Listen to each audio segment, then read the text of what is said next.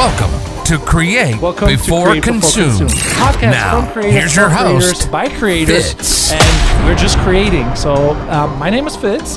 What is your name actually? What's going on, everybody? My name is Rob Rivera. I am a videographer slash cinematographer here out of Tampa, Florida.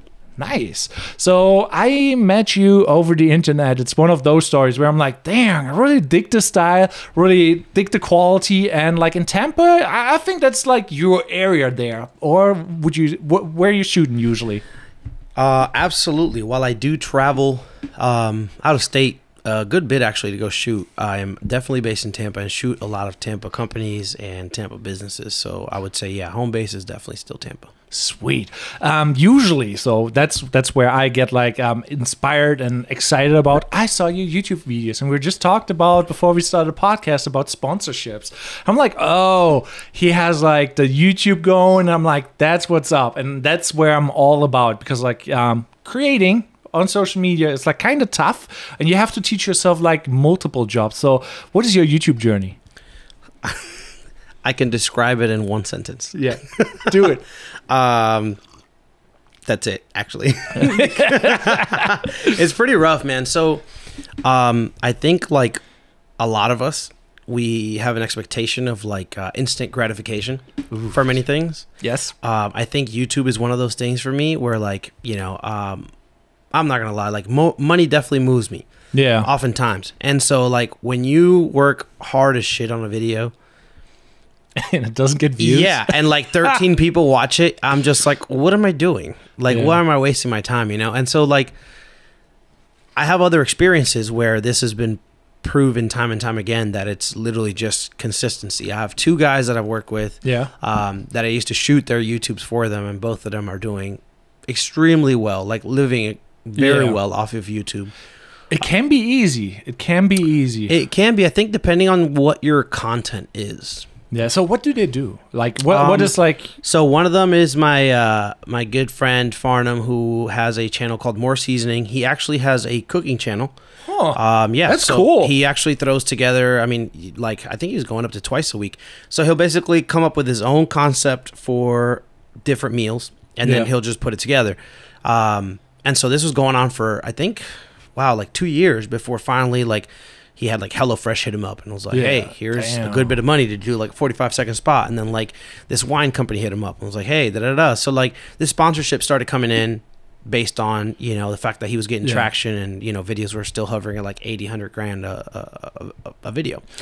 Yeah. I mean, like for most people, they don't really know, like you can make with sponsors. There's where the money's at. Like if you get like ads or whatever, it's like maybe $1 to $5 per 1,000 views, depending on how well your niche is. But sponsors, like it is a different game. Obviously, like I saw your YouTube channel and I like the reviews, but I also saw you posted concerts, and the concerts have like insane reach. And in the beginning, that far. Yeah, and I'm just like, oh, so the concerts basically helped a lot. So yeah, so how did you feel about that? Like you film a concert, you get like a couple of 100,000 views, and then you edit a video for several hours, and it's like, oh yeah, by the way, 200 views.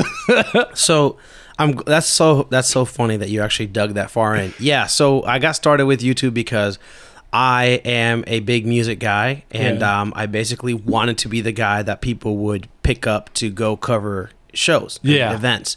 You know, the usual thing is just like, you know, you do your little recap, you film them on stage, you do whatever else, and then you throw a highlight thing together. Yeah.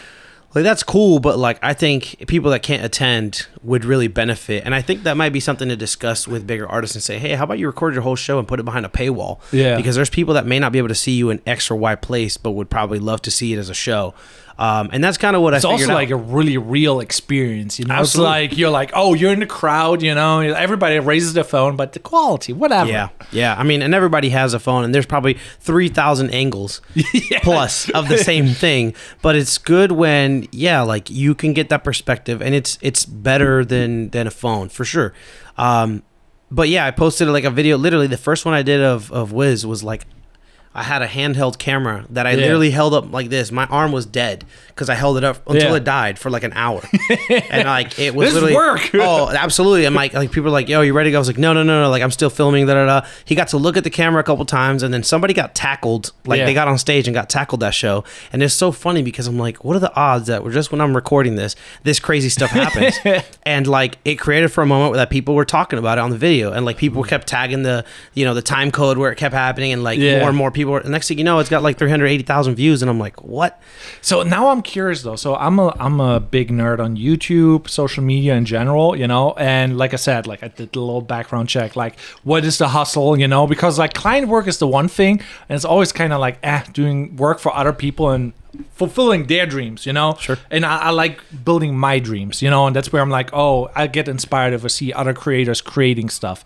And I basically saw you like doing your YouTube, and I'm like, okay, this is what's up. I lost the train of thought. Fuck. Wait a minute, where was I going? Oh yeah, the licensing with the music. So apparently you do not own the rights, and I'm nerdy with that, with music rights and all that stuff. So what is so you have the videos up there, everything is fine? How copyright strikes? Great question. Yeah. At that time, I was a YouTube noob. I mean, shit, I'm still a YouTube noob. Yeah. Trying to navigate the new algorithms and the changes in how things are posted and shared and whatever. But yeah, I posted it, and for a while it was fine, and all of a sudden I get a hit, and it wasn't a copyright strike. It was just like, hey, this video cannot be monetized. Yeah. And it was like, we recognize, and the funny part is the whole concert was fine up until the section where this kid got tackled, where they played like a weekend section. And it was just a weekend in the background, and that's what got picked up.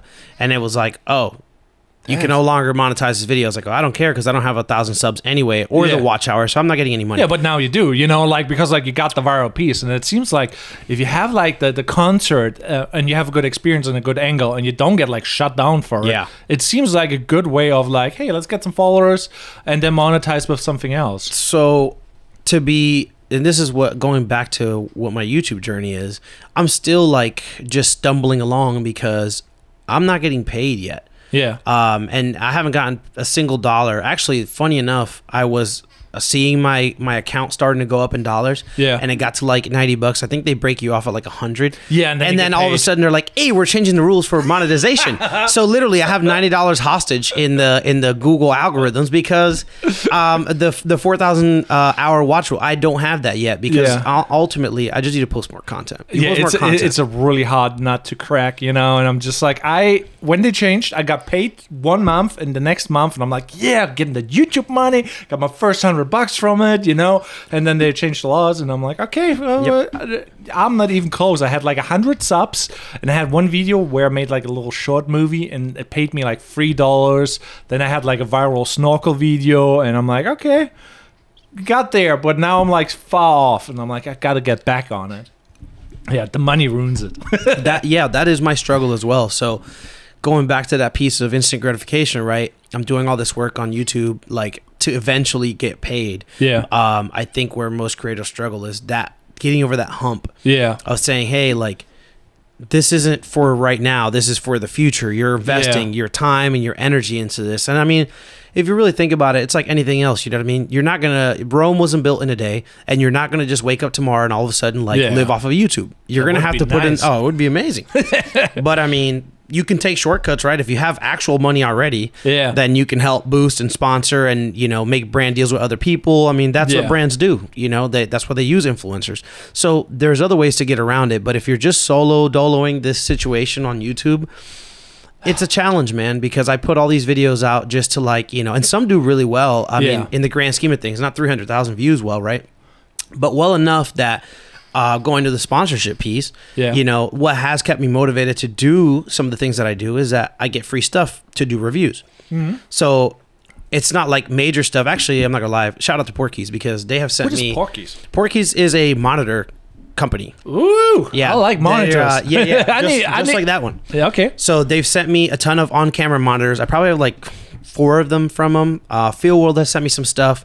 Moment has sent me some batteries, some V mounts. I got like 3 or 4 of them from. So like it's all stuff that I would use. Yeah, so it's good stuff. Usually, absolutely, it is great stuff. So I'm happy to have it and do a review. But if we're serious, right? The monitor is maybe, I don't know, the most expensive one they sent me is like 400, I believe, which is, you know, a lot of money for a monitor. But then you think, I'm like, what's their actual cost on that? Maybe like $30. Yeah. And that's probably being generous. And you got to make a whole YouTube video for that. Yeah, a YouTube video is like a couple hours. Like, Absolutely. What would you suggest? What is your time for editing a YouTube video? Oh man, way too long. Way too damn long. I'm a perfectionist, and that is what I say. Perfect is the enemy of good. I don't know the exact terminology, but I just know that because I'm a perfectionist, I have videos that are literally 99% edited. They just need to be rendered out with like the lower thirds, and I'm done. And I haven't posted them because I'm like, oh, now it's too late. It's old, or oh, I don't know if this content's still gonna, you know, hit. Yeah. So that's the part that kills me, because I'll spend entirely too long doing a full YouTube edit. I got your channel like pulled up on the little screen. Oh, sweet.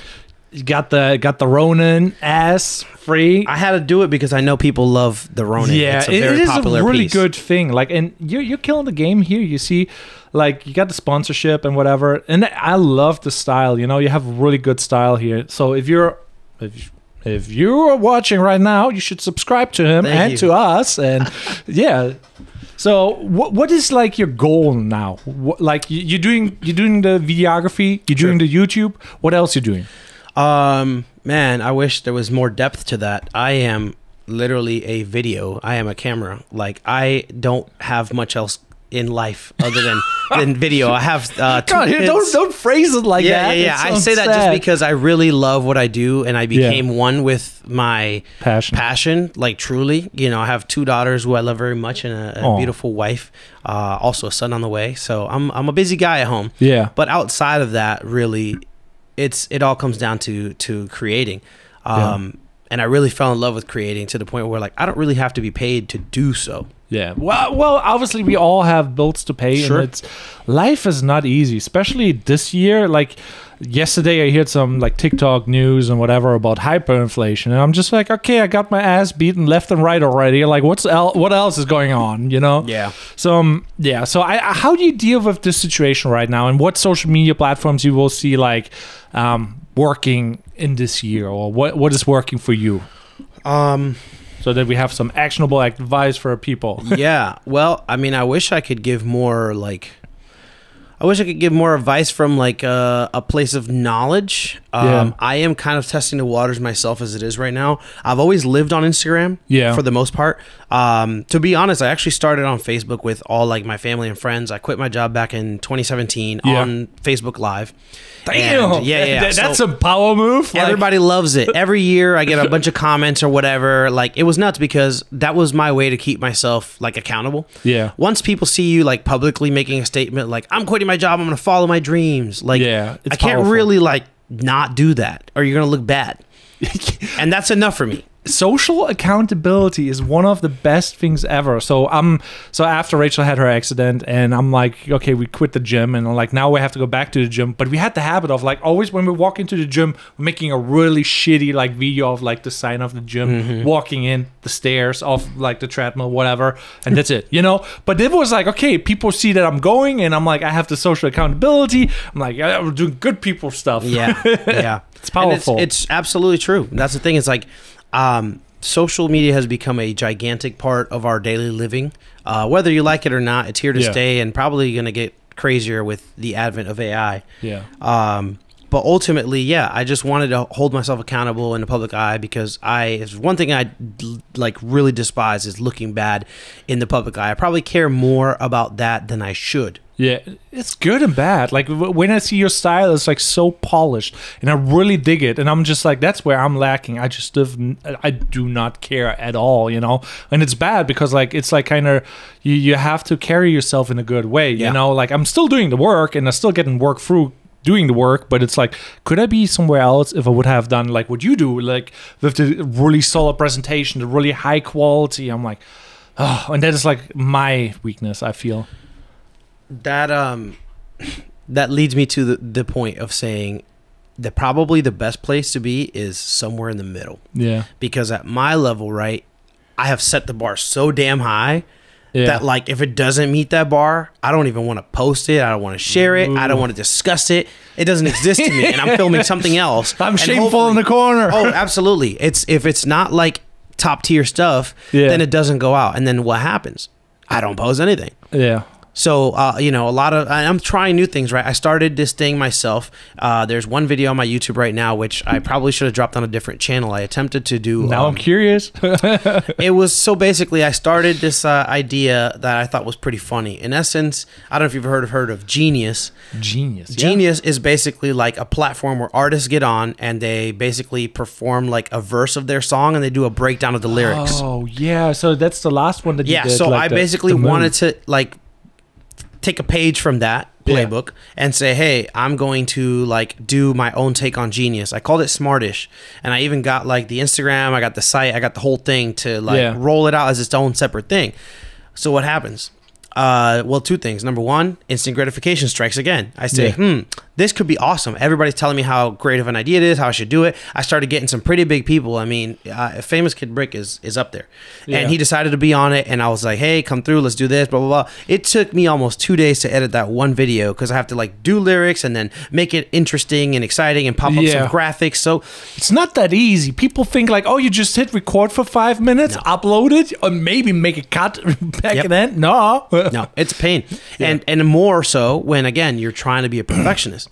That's my issue, is that like it has to be polished because that's what I'm known for in my head, right, to myself. So it's hard for me to just say that's good enough. There is no good enough for me in most cases until it's like, because the level rises, you know. That's the other thing that I'm like, the level rises to a point where it's like, okay, how much can you now produce? Like I had that feeling, like I think it was like 2 months ago, like, okay, if I produce this year this type of videos 10 times, that doesn't sound like exciting. And then I'm like, is that me now? Should I identify with the quality that I'm producing? And then I got like kind of like conscious about it. I'm like, maybe I should raise the quality. Maybe I should do something else. Is that the right thing? Because I only can produce so many pieces of content in my lifetime.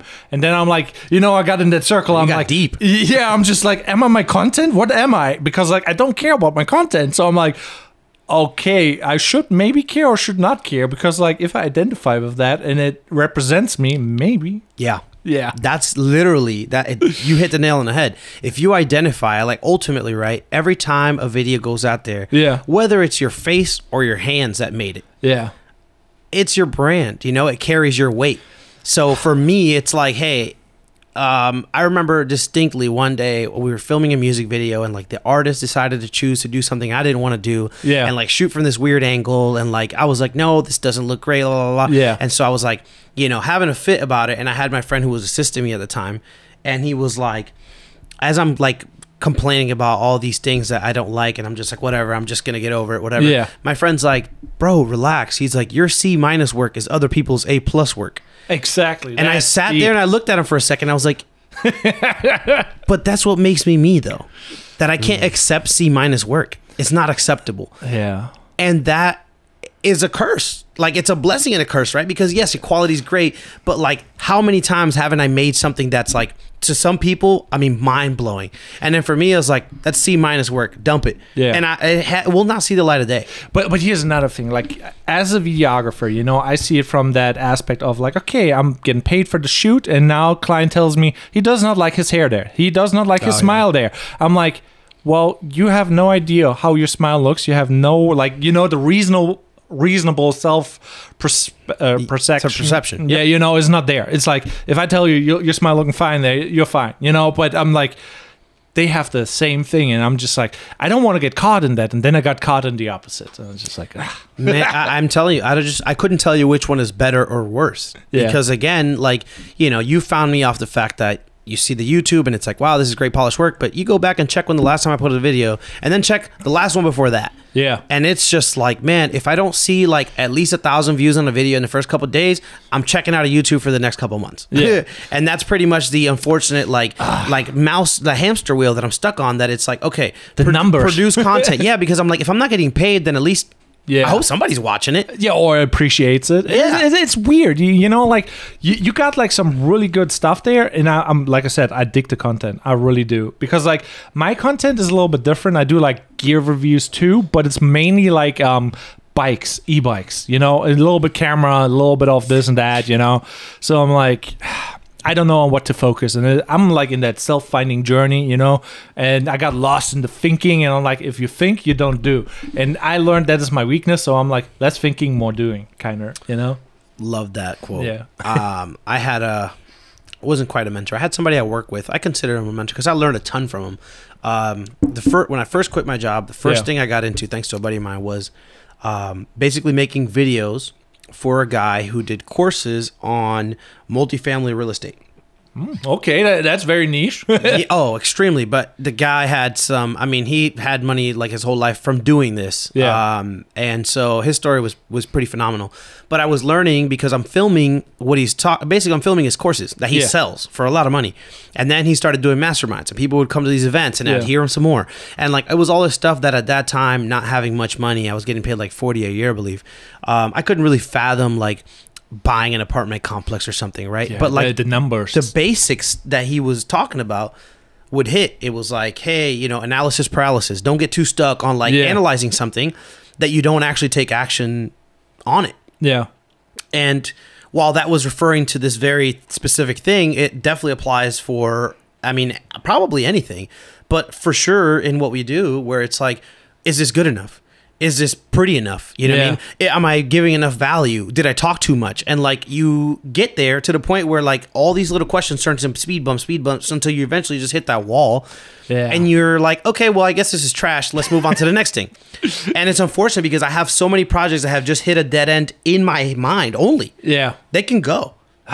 Yeah. I have like a story, like we talked about it, like the whole Blender thing, where I was like talking that we made a YouTube video, and I'm like, okay, we're doing like a comparison, iPhone versus like the DSLR, and we were scanning a thing, you know, like it was a skull of a deer, you know, and we did like the 3D scanning or whatever, and photogrammetry basically. Made a video about it, then we animated the photogrammetry into a video. I did like a 2-day video, and my buddy Jonathan, he killed the game. Like that thing looked like it's on a concert, you know, and it's playing in the background.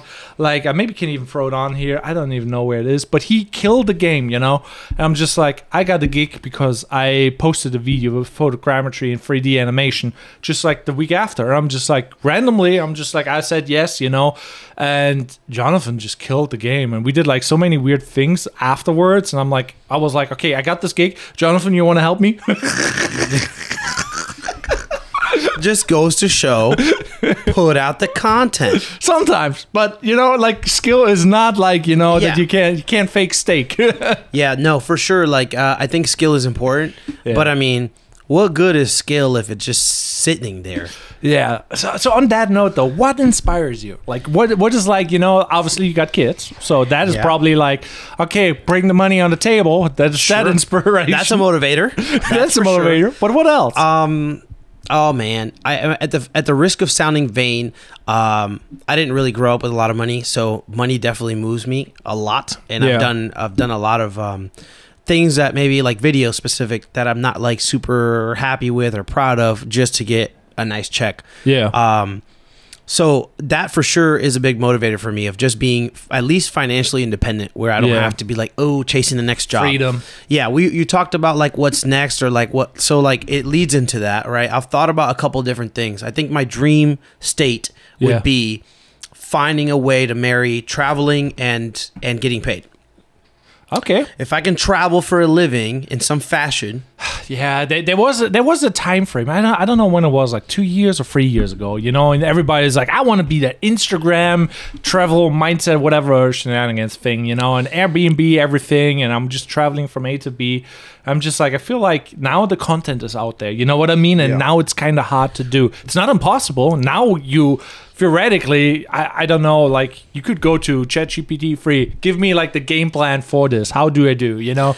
But there's so many ways is the thing, because that is definitely one of the ways to skin a cat as far as getting paid to travel. But then there's just like being an influencer for like travel stuff. Yeah. I mean, you go to a hotel, you make a TikTok, it goes viral, boom, you tell the next hotel, hey, I can make one of these for you. Yeah. And then now you're getting paid to travel in that fashion. From the side of video, right, in my head was always like, hey, make cool travel videos that maybe one will go crazy. I do have one that hit like 30,000 views, but that was mainly because the Pocket 4K had just been released. Yeah. And I was one of the first few people. I mean, few is relative. We're dropping the gear names I was, now. So what'd you shoot? I went to Yosemite National Park, which is already a beautiful place in California. Yeah. You can shoot that with a potato and it would be beautiful. True. But you know, I took the Pocket, and of course, people were looking for new Pocket footage. Yeah. And I had pre-ordered it early, and it came in, you know, in the first like week. It was back ordered for a while. Yeah. And I took it out there, and I just shot this video, very cinematic according to YouTube.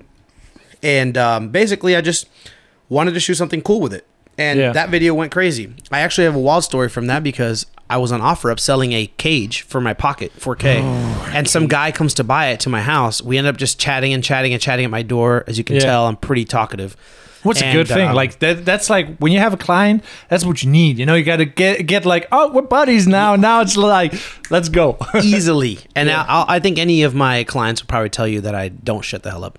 But good thing, bad thing. Yeah. Once again, double-edged sword. Yeah, blessing and a curse. But this guy came over to buy this thing, and we started talking, and I invited him in. I'm like, hey, come in, bro. Like, it's hot out here. Let's just chat inside. Next thing you know, he's telling me how he's seen my Yosemite video. He's like, that was you? I'm like, yeah. He's like, what the heck? Like, dude, the world is this big. Yeah, same here. So it was like a wake up call, you know. And then like over time, I keep getting these like taps where it's like, hey, you know, I know you're like discouraged with this or that or the third, but then something like this happens. Yeah.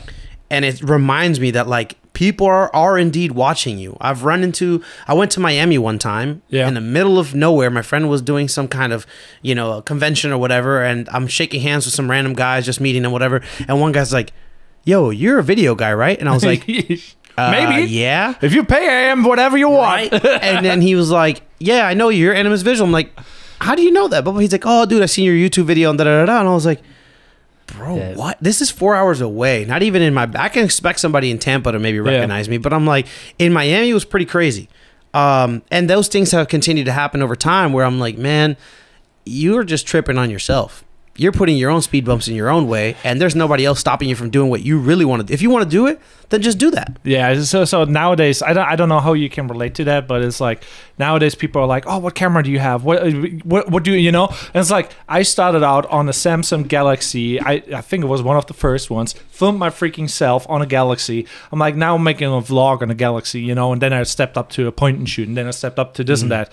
And now it's like we're going back to smartphones. Yeah. It's not like that we're going back to.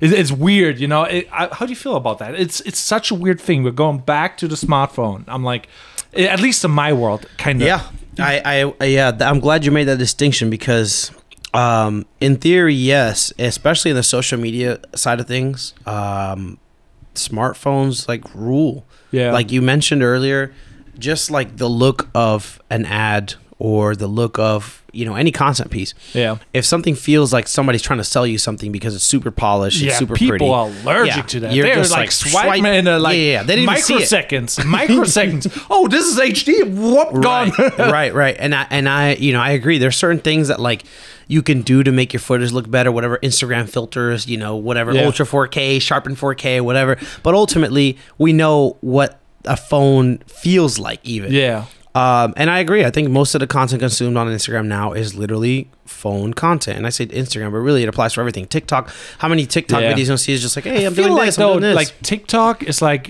more real and Instagram is more polished because it's like kind of like a portfolio. You know what I mean? Like some people, they put the quality stuff out there and like it feels like less approachable because it's like, oh, this is too polished. And you go to TikTok, it's literally just like, hey, whatever me in my bathroom, like, have you heard this story? You know, story time. And I'll click forever through those, which is nuts. It's bad. That's, you know, I will say that like even in the commercial space, the way that things are shifting, and I'll say this, you know, live right now, I haven't been super busy. My goal has always been like creating, you know, freaking, I don't know, Blade Runner. Okay, that's what's up. Look wise, like I always like want to make a beautiful image, and that usually comes with, you know, high-end cameras, nice lenses, great lighting, you know, a crew. And over time, like I've started to see the decline in clients. We had a client that we were working with that was doing commercial, and it was beautiful. We were making beautiful work for them, but then they were like, hey, we got UGC converting way better, so we're gonna have to cut you guys off. And that was that. We just stopped doing that type of work. And I'm like, man, this crazy that TikTok has pretty much taken over the commercial space, and people are now making more sales, which is ultimately the goal of whatever marketing you're doing. Video. It's like I want a lot of views and I want a lot of sales. It's a tool. And it is a weird thing. Like right now, I'm just like, I'm not really into the scene, and I feel like you're really established in the scene of like, let's rent the red, let's get a cinema lens, let's hang out with like a sound guy, let's hang out with this guy and that guy, and let's build the team, shoot the big set, and we split everything. I'm more like the run and gun, do everything yourself kind of thing, like phone, whatever does the job. It is like, but obviously you have experience in that era too. But it's like, how did you get started in the scene? How do you describe your scene at all? Like, because like I see you on big sets, it's not like that I see you like, oh, here with my gimbal iPhone, whatever. Oddly enough, and funny enough, I actually started that way also. I was definitely the one-man band, and this is how I got to collect a bunch of gear. Shameless plug, I have a grip van if you need to rent. Tons of equipment. I just bought it like end of last year. But I've collected so much gear over time, basically trying to lower my tax liability by buying a ton of gear. And this is a good excuse. Absolutely. That's how I justify everything with my wife. I'm like, gotta need a new tax write-up for this camera. Absolutely. So I also rent my red Komodo and my FX6 that I have at home. So if you're looking. Anyway, long story is I did indeed start as a one-man band with like a Ronin M and a A7S II. And from there, it was just like, man, shooting. I was taking just about anything. I distinctly remember the moment that like kind of propelled me forward quickly. I was doing these videos for actually the photographer, I believe, St. Pete based. Her name is Hannah. And from Wild Artistry Photography. Oh yeah, know her. Her style is crazy. She's very, very unique. Yeah, and they're traveling all the damn time. Oh yeah, absolutely. So I used to do her videos to promote her photo shoots. Yeah. And so before she was like, I mean, she's always been killing it, but basically she was using these videos to her advantage very well to market her themed photo shoots. And she's making really good money doing so. So I started basically helping her out with that for like a year. All of a sudden, she brings out this guy who was renting them a Volkswagen van. Yeah. And I didn't know this at the time, but he was like pretty much very, very well, like event coordinator for a pretty large company. Yeah. But I didn't know it. I'm just doing my videos. And then another shoot happens. He's also there, and knowing me, I'm just like, hey, what's up, buddy, blah, blah, blah, making friends, buddy. The videos come out and he's blown away. He didn't think that what I was doing was going to be any good because I'm just running around with a gimbal. I know what my shot looks like, but of course for them, it's like, dude, this guy's just running around doing some bullshit. So that's literally what he told me later. Everybody's like, let him cook, let him cook. Years later, he was like, I honestly thought like you didn't know what you were doing running around. He's like, there's no way he's getting good video like that. And he's like, then I saw your videos and I was blown away. So what does he do? He gets my info from her and he's like, hey man, like, do you want to shoot this 3-day event at the Amalie Arena? And I was like, me? I'm like, me? I have never done such a thing. Right. I was like, how do I even charge for this? Like, what could I even charge? Like, I have no idea. He's just like, oh man, I don't know. Try this, la la la. He's like, I think we got a budget enough for X or Y. And at that point, like $6,000 was the most money I think I've ever seen in my life. It went really well. And that started a beautiful relationship with this company that lasted literally up until, I guess, I don't know, like money ran out for this kind of work sometime like mid last year. So it seems like I don't know. So one of the things, like if you're a beginner, so I usually like giving like advice or like at least make it actionable for new listeners or creators or whatever. So your way of getting clients is producing high quality work and building connections. Or do you have any other tips? that is the main tip. But yes, I have tons of tips because over time, what I have realized, and this may just, this may not be new, but it's new to me in my head at least, that quality is great. Quality is awesome, and being good at what you do is phenomenal. However, it is not the end all be all. I would say what's even more important than that is your network. Building the connections is still in that same vein, but in essence, it's like getting out there, offer to be on somebody's set, helping them out with something, B-roll, like, absolutely. Hey, I'll come and do your BTS, or I'll come and be your production assistant. And that stuff is powerful. Like I realized, like, I'm slacking on that, like, really big time, because like I don't even post my work. I usually post like random stuff, and only because I feel guilty for not posting. But then I see like your stuff where it's like, or camera. Oh yeah, and everybody's like on set filming, thinking, and it's like that stuff is powerful, because then clients see like, hey, person is actually doing the work, and you have to just pose to look like doing the work, and actually also produce the work, obviously. But it's like social media. Yeah, for sure. And you can be whatever you want. You can do whatever you want on socials. You can portray anybody you want to be, and I think it's sad, but also that is what's powerful. Absolutely, it's sad, depending on who's using it and how, right? Yeah. But ultimately, like, if you really put your best foot forward and you're working, I mean, I couldn't tell you how many times somebody has said to me, wow, you're really busy. Whoa, you look like you're like slammed. Oh my gosh, like, how can I get in with you? Oh, I'm like, my guy, if you only knew that like the last 4 shoots have been like unpaid just because I'm tired of being home doing nothing. Yeah. Or like, hey, I'm not getting paid probably as much as you think I am. And that's good because I am busy, but I create that busyness. Yeah. I don't like to sit idly and do nothing. Like, I feel pretty useless when I'm not like creating. Sorry, I have coffee in the wrong throat. But I'm on that note, like, it's one of the things where it's like, you got to post to get more work. If you don't post, you don't get work. So it's like, it's that weird cycle, good work attracts, good work attracts more good work, and like, if you don't post anything, people will forget about you.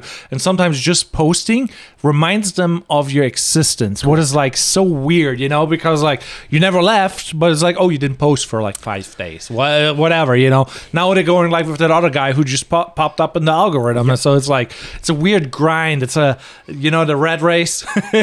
I'm talking about that hamster wheel earlier. That's I'll call it. I literally have a good buddy of mine who moved to Atlanta, and every time a client calls him from here, that needs work, he'll refer him to me. And he recently called me after like not hearing from him for a good couple months, 4 or 5 months. And he's like, hey man, what's up? Are you still shooting? And it like just took me by surprise. Oh, that hurts. Oh, like right in the field. Yeah, literally. Right, and I'm like, this is like my guy. You know what I mean? I'm like, hey, what do you mean? He's like, oh, my bad. I just haven't seen you post anything. And I was like, oh, dude. He did you nasty. And you know what? Whatever you want to call it, God, the universe, what have you, like, use this man to pretty much tell me, hey, guy, you're falling off. You know what I mean? And like in the best way, because like somebody else that's not as close to him, I probably would have felt some kind of way. But like him specifically, I was like, you know what? He's right. And that lit the initial fire. Yeah. I have been in a little bit of a slump mentally, mainly because of the lack of work, right? So that starts to stress me. And I'm like, so what happens? My first de-stressor is I go and start playing video games. Yeah, what you gaming? Which game? Now we opened a whole nother can. Yeah, so, I did some streaming back in the day, and I'm like Apex and stuff. That's why I'm like into live streaming and got into the whole. Yeah, so I'm not gonna lie to you. I'm not super cool. I grew up on Halo on Xbox. I still have my Xbox is what I rock. Recently, I loved Rainbow Six Siege. Ooh, that's what's up too. I love it. I haven't played in a while because then like Battlefield 2042 came into Xbox Game Pass, so I was like, okay, I'll try it. And then I actually ended up liking it. They made some changes that were good since the release. Gotcha. What else? The Yakuza series is awesome. I've probably played every single one. But I'm also like a big Japanese everything guy. I went to Japan in 2019. I see like the logo, the studio represent, That's got a little bit Japanese down there. Oh yeah, there we go. I like the drip. Yeah, I'm a big fan of Japanese. I took 3 years in high school. I visited in 2019. And you spoke some German, Oh man, I like to appear cultured at the very least. Oh, yeah, if not, very cultured. Tell me more. So what can you say in German? Oh my gosh, on the podcast, give it to me. Sprechen Sie Deutsch? Ja. Is that right? Yeah, sprechen Sie Deutsch. Sprechen Sie Deutsch. My mom taught me that. She actually learned some languages growing up, and she's like, "Oh, I got a little bit of this, some Brazilian or Portuguese." I took 3 years Japanese. I dated a Russian girl for like 3 years and picked up some Russian. Yeah, you're totally cussing on the podcast. Well, nobody knows, right? Except for whoever might be watching that speaks Russian. If you've made it this far, congratulations. Well, that could be also just like a reel. So it's like, I'm gonna say that exactly in the reel. If you made it this far, dude, it's just no. I mean, this going through the stresses of what we do, because it's like, people think it's fun and that's it. Like, oh man, you get to play with the camera for a living, it's like, you press a button. That's great. it's everything. You know what I mean? Like, if you think about it, and I can go really deep into it. Yeah. I like creating pretty images. So how would you describe though, like, your workload? Would you say you're mainly weddings, you're mainly music videos, you're mainly corporate? What if you would cut the pie now? How would you cut that pie? I would say I am probably 70% corporate work. That's good stuff. Mainly because I have two of my main guys, Motion State Media, shout out, and Haji Studios, who's been a good friend of mine for years, and they feed me. I would say consistently, but things have been a little lower than usual for all of us, really. But it's consistent corporate work over and over, and specifically, at least for Motion State, we don't just take anything off the street that wants to pay us a couple $1,000s to film a video. Yeah. It has to be something that kind of aligns with the brand, or something that we can kind of take on a creative role. It brings like the whole thing forward, like it's like a portfolio piece. Exactly. We've taken losses in a sense to do that. Yeah. To do something really cool, or a client that just allows you to have creative freedom versus being like, oh, we saw this video from X person, we just want to recreate it. So can you do that? And I love that because it's corporate, but it still could be really fun and creative, and we get to light it however I want, and moody, it gets fun. Absolutely, whatever. Love mood.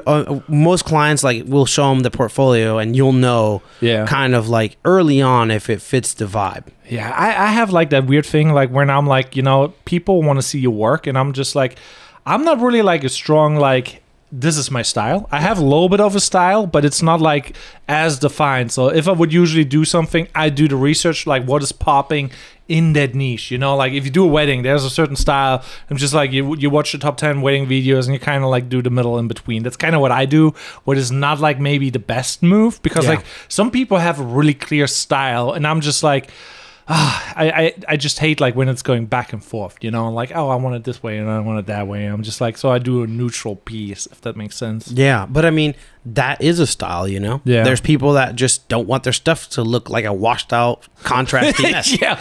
Please, like, everybody has their thing, and there will forever be a client that likes that specific thing. Yeah. So by all intents and purposes, just because your stuff doesn't look like Steven Spielberg doesn't mean there's not clients for you out there. Yeah. Everybody has their perception of what looks good to them. Like you said, earlier, quality is relative. It absolutely is, and it depends on who's looking at it. Most people would dare say that, and it's true to a great extent now, that phones are quality. Phone footage and phone video is quality. It is a weird quality, but it is a thing. Yeah, absolutely. And so, we're no longer comparing like, oh, the Red and the RE quality. We're talking about like, oh, that's an iPhone versus maybe a Droid quality. You see the YouTube videos nowadays, like Sony A7 III versus like iPhone 14, and you're just like, what?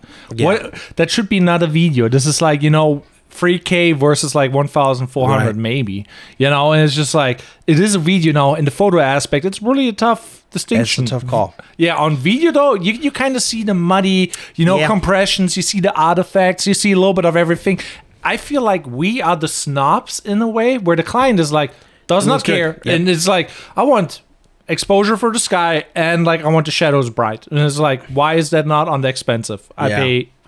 And I'm just like, it's mind-boggling. But I agree about clients, you know what I mean? Like, half the time, us as like shooters of content, we're like, oh, well, perfection isn't there, or like, this is not as good as this, or like, oh, like you said, the sky's blown out, boo-hoo. Like, ultimately, the client can give like not a damn about that, as long as the video is accomplishing the goal. If you're a client, that should be the mindset of a client. I mean, that is a good client when they say like, this is my mission, this is what I want as a result, and I don't care how you get me there, but get me there. Like, if the storytelling achieves the mission, that's good. But they are done, you know. I mean, it's performance based. How many clients now are asking for literally like user generated content or phone content because it converts better, and ultimately like that I mean, not every client, right? You have wedding clients that don't give a crap about conversion.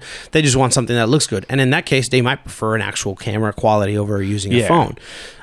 So it depends what kind of client, but in the in the grand scheme of things, a corporate client that's looking to sell is going to only care if you're converting or not. Yeah. If you run an ad that was shot on a phone and it converts better than an ad shot on a whole story and that's continued to happen. That's been the pattern for the last little bit.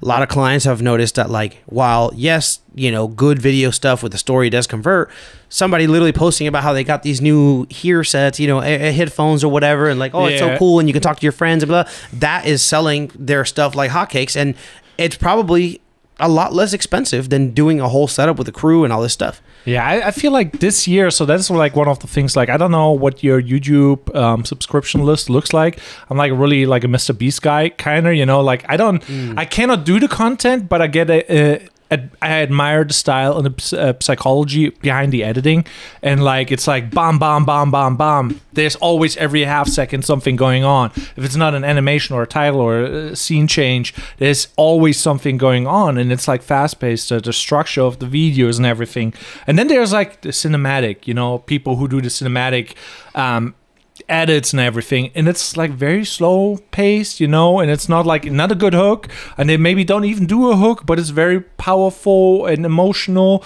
and I'm just like, what is like the middle in between? Like, there's the Steven Spielberg movie, whatever, that is like does not start out with a really powerful hook like a Mr. Beast video, but it still gets a lot of views. Is it the buddy? We're back here. That's funny. I didn't even know you had a doorbell. Yeah, well, that's our kind of security. Is it locked? I wonder. Yeah, no, it's not locked. He should just come in. Okay, cool. Does he know where we are? I don't think he knows that we're all the way in the back. Yeah. So we should make some noise. Hey. Yeah. Oh, so just in case for everybody on the podcast, we got a lens delivery apparently. So what we got? We got the 20. We have a lens rental return. Oh, there we go. Did he leave already? I'm so curious about this. Now we don't know what to do. I mean, we could always get up for a sec, but nah, it's fine. I'm sure I'll get a text stating that he did extra Y or Z. Yeah. Or he'll just walk around. Yeah. So you're in the rental area, it seems like. So you rent out some gear? Yeah. I rent out a ton of gear. I have, like I mentioned, I have a grip truck full of equipment, tons of C-stands, combo stands, probably every aperture light known to man. Yeah. So you own everything. So over the years you bought and owned. That is a good move. Yeah. Over time, I mean, a lot of people were like, yo, you're buying too much stuff. Like, you could just rent this and rent that and this and this.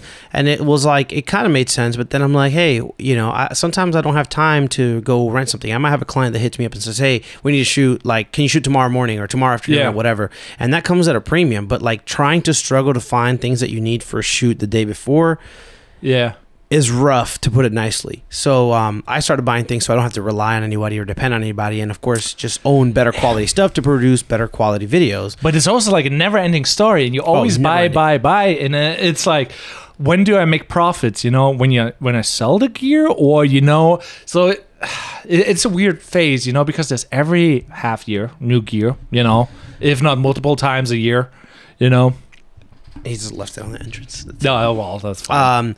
So basically, I agree. There's definitely new gear every year, especially cameras. Yeah. Oh God. There's like literally, FX30 just came out, and then there's like the new ZV whatever other vlogging camera, and I'm just like, I felt like a little bit cheated. You feel like dirty when you buy something. You're like, okay, I buy the best for the set amount of money, and then it's like, oh, it's not the best anymore because like, man. But you have to change that mindset because it is the best still. It's just another thing. Yeah. Ultimately, like, I love my A7S III to death. I will use that camera for just about everything. For low light, you don't need lights anymore. It's like, oh, there's the moon is up. We're good. What else could I want? I mean, maybe like we could go forever and say, oh, 6K, 8K, 12K, I was like, none of that stuff is relevant. I still have to make reels on Instagram that are 1080 by 1920. Yeah. Like, I don't need a 6K camera to make whatever's selling right now.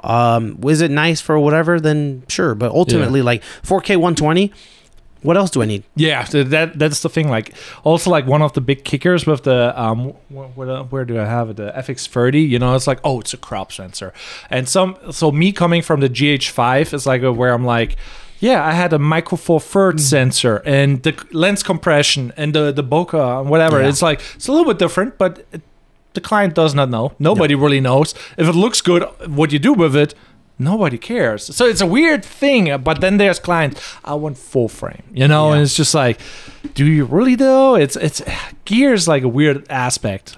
Full frame's good. I am myself very much a full frame fan. Yeah. Even my Komodo has a speed booster on it. My pockets have speed boosters on them.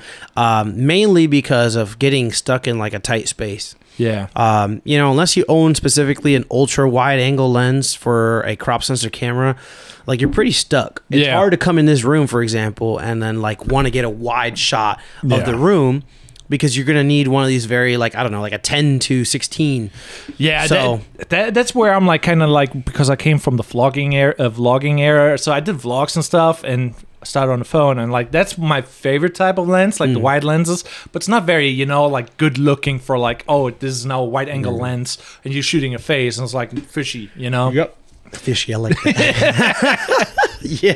yeah, for sure. I mean, that's my thing. There's nothing wrong. I started on a 5D Mark III, which was full frame, but then went to an A7S II, which was cool, and then finally, like, the Pocket 4K came out. I was like, when it first got announced, I was like, there's no way I'm shooting on a Micro Four Thirds. No.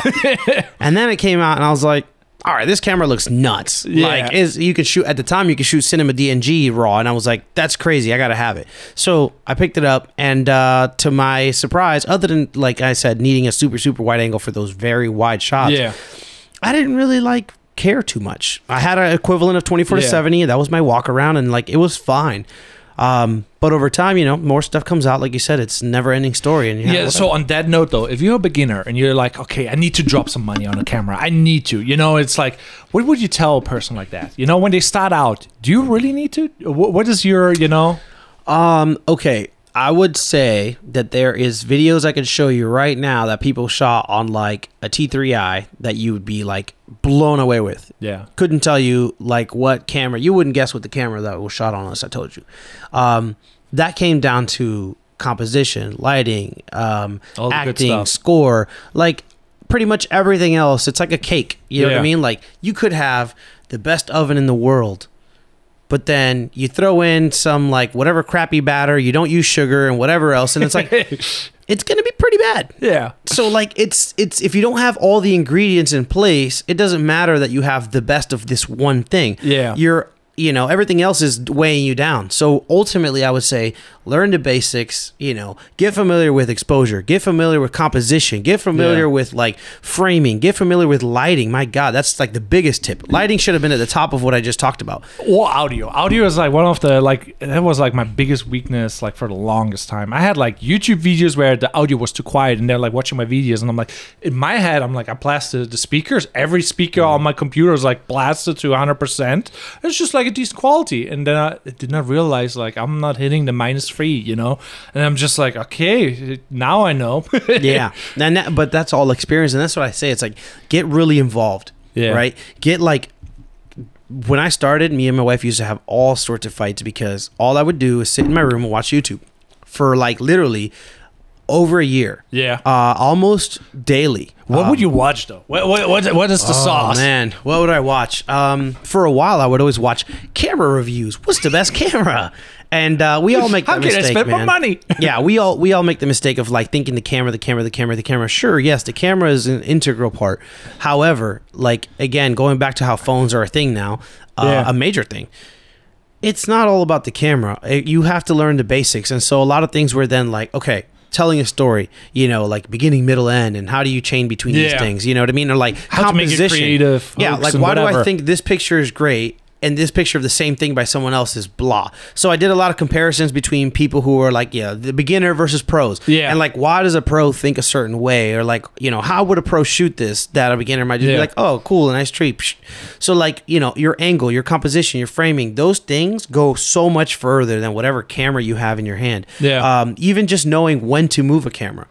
You know what I mean? Like, oh, I want a handheld. Okay, that's one thing. You could also like keep it static. You could also do a slider. You could also use a gimbal and do a, you know, an orbit or something. Like all of those things are about experience and knowing why you do these things versus just like the sake of using it. You gotta fall on your face a little bit. Like I have like people like renting gear too. Like I rent like gimbals, cameras as a second camera, and sometimes they're like, I never used a gimbal, you know, and I'm just like, oh, you don't really want to be on the gig figuring out how this thing works, because you will get stage fright and you have to figure out what function does what, you know, and then you're there like trying to set it up and you cannot balance it, then the thing is beeping and you're just like, now you're fucking up. It's beeping. Yeah, I mean, I remember watching old videos of mine that I shot that people are like, amazing, incredible, beautiful, blah, blah, blah.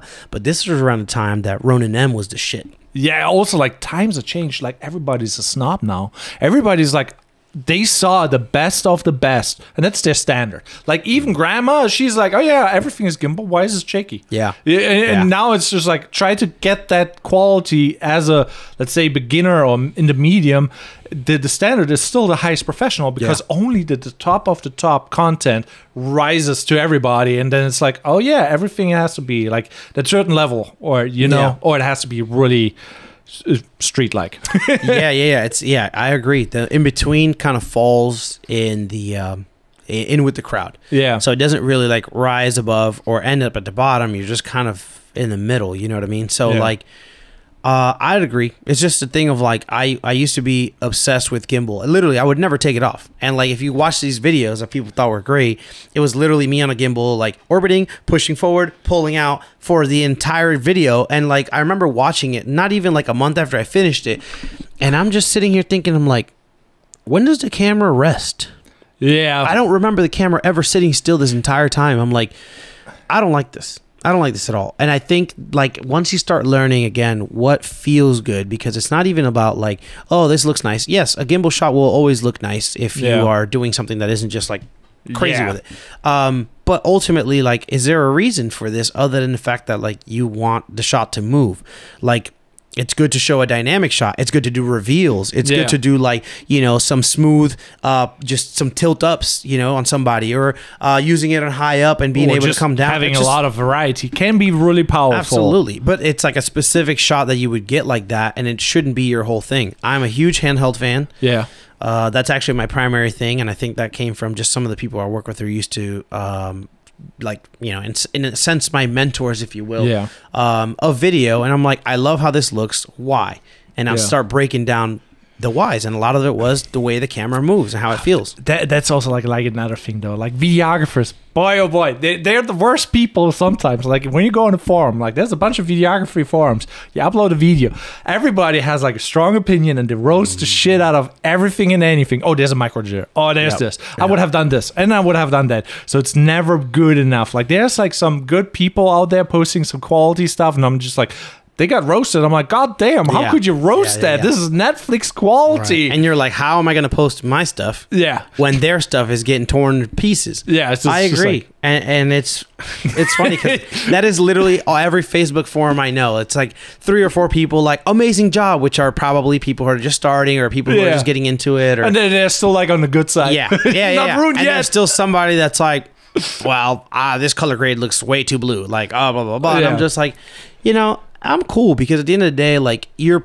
putting yourself out there. I've always said this about why, like, psychologically, this is just my completely untrained opinion, but why psychologically we put influencers and other social celebrities and media personalities on a pedestal. Yeah. And it's because the majority of us who are not doing so are too afraid.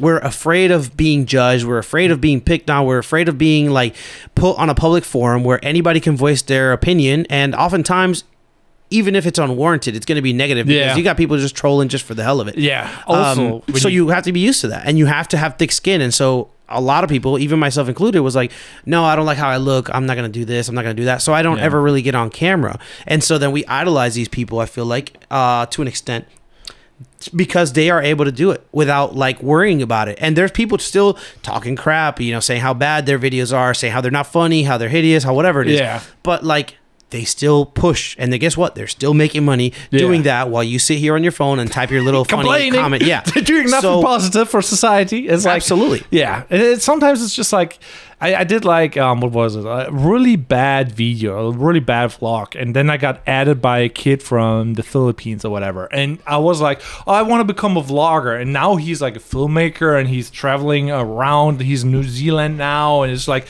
and I'm like, dang, I inspired a kid, and now he's better than me, and I'm still like the old guy, you know. I'm just like, it's weird, you know, like those damn kids, they grow up with it and they're just like doing it, and they're absorbing everything, and it's just like, and he's like killing the game. Like he's getting like sponsorships and like, film schools and whatever. And I'm just like, damn. That is fun. And he just added a ton of people from like who does YouTube and whatever. And it's just like, they're my friends now. And it's like, okay, now he's like, I think 19 or 20-ish. And I'm just like, I did like YouTube like 8 years ago or so. And I did like a really weird vlog in like really weird colors. And I'm just like, oh. and the crazy part is from the Philippines, no less. Not even in like, America or Europe or something, where it's like, bro, what's your excuse? What is your excuse? You have like the largest opportunity, the biggest chances you can, and even to go deeper, like, somebody in the middle of Wyoming. Wyoming? You know what I mean? Why like, Wyoming? Wyoming is the least populated state in the U.S. as far as I remember. Okay. It's just a random saying, but like, imagine you got 700,000 people in the whole state. Yeah. And there's 2 million in Hillsborough County, like just alone. So you have a huge chance of meeting so many people that can help propel you to another place. Yeah, oh God, there's another thing that makes me really mad. It's Africa, and there's like people, they're building out of pipes, gimbals, and you have not seen it. It's crazy. They have nothing. They make more than people have. Like right now, you buy a gimbal and you maybe don't even use it. The guy builds a freaking gimbal out of like pipes and whatever and uses it all the damn time. And I'm just like, okay, we got to be more efficient with the resources we have, because we're just like kind of spoiled in a weird way. 100%. And we're just like, the newest of the newest is not good enough. And I'm like, I don't even use whatever I have to my fullest potential, because like hindsight is always 20/20, and you just could like use this a little bit differently and more often. There's people who are posting daily YouTube videos with the ATEM, and they just wake up doing this and that. I think Meet Kevin or whatever is his name. He wakes up, he produces every day like 4 or 3 YouTube videos every day. And he's just covering the news. Wakes up, does some news, and records them live on the ATEM, and then just like moves on. And I'm just like, what? And here's me having all the tools and gears, and not even like scratching the surface. It's like, yeah. Now I'm feeling bad. God damn. Right? Now you can just go cry in your bed tonight about how you're not doing shit with yourself. But it's funny though. You got to look at it that way. You have to. You know what I mean? Like at the end of the day, you really control where your life is heading. Yeah. To a great degree. I know there's definitely like things that are outside of your control that can definitely negatively impact your life journey. Yeah. But in the ultimate grand scheme of things, you also decide how you react to things that are negative that happen in your life and where you move from there. Yeah, so now I'm kind of curious. So what is your...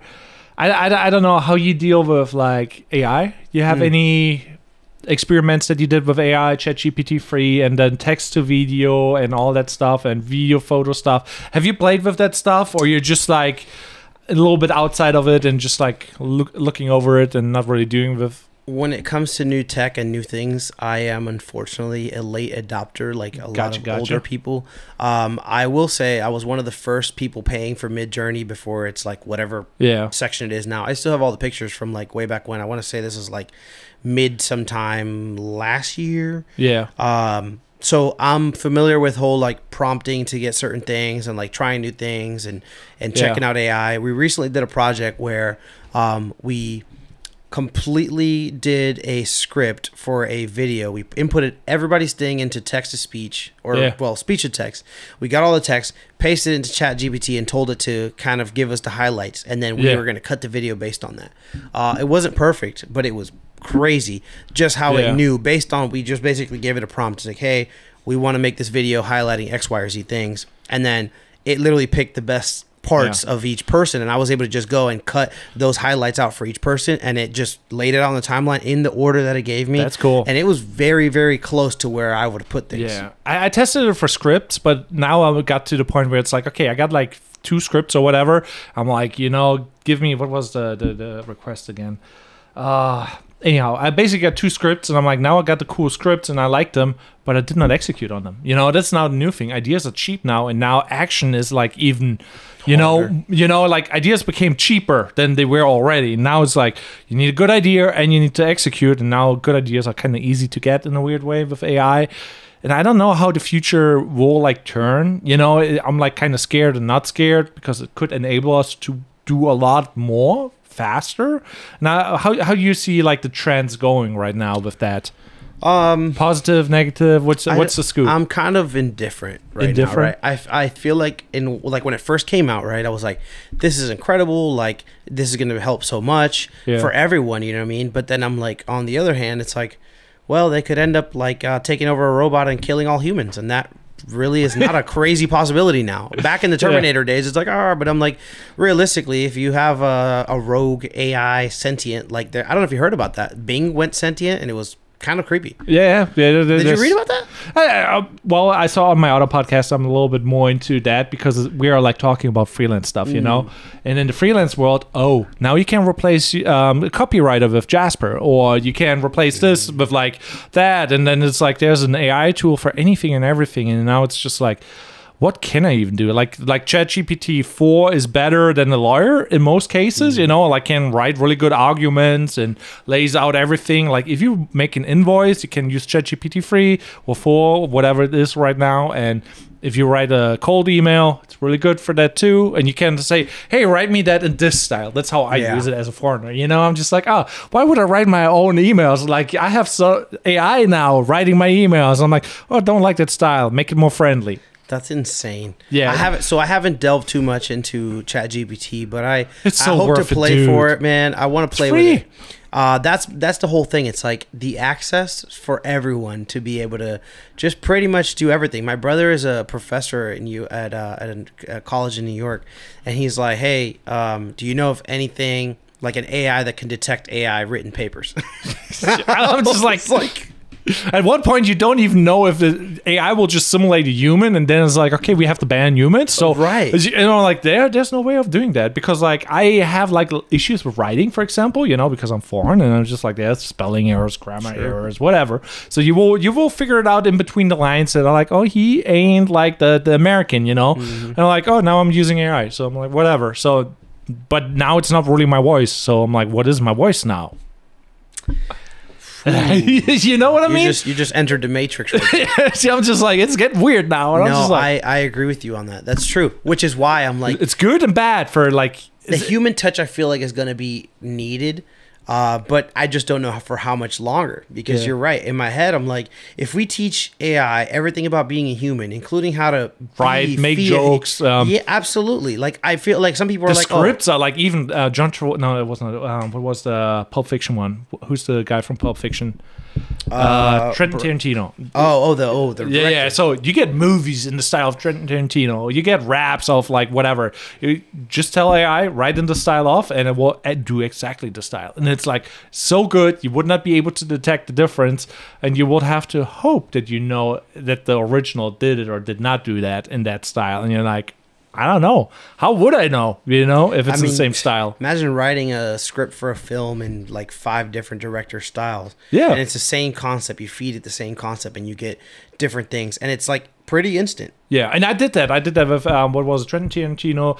Write me, what was the movie? It was like Street Fighter in the style of Trenton Tarantino plus something else. Like I combined like 2 major people, and then I got a script, and I'm like, oh, this is cool. Now I just need to do it, but I didn't do it.